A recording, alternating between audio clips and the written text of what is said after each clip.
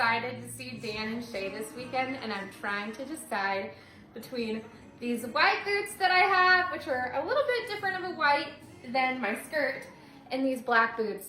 And it's between these two. I'm not going out to buy any more boots. I need to pick between these two, so I'm gonna try them both on with my outfit and help me pick. The black boots, I love the black with it just because of the black on my shirt. And then guys, the rhinestones, you know me.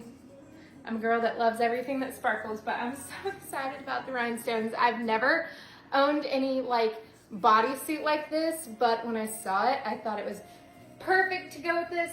By the way, y'all, I know that the way I dress isn't for everybody, but it's what makes me happy. So it's what makes me happy. It brings me joy. I like both of them with this. Also, I'm wearing heart earrings. I think it's perfect. The tour name is Heartbreak on the Map, so that's why I'm thinking the heart tutu. I love it. I'm so excited.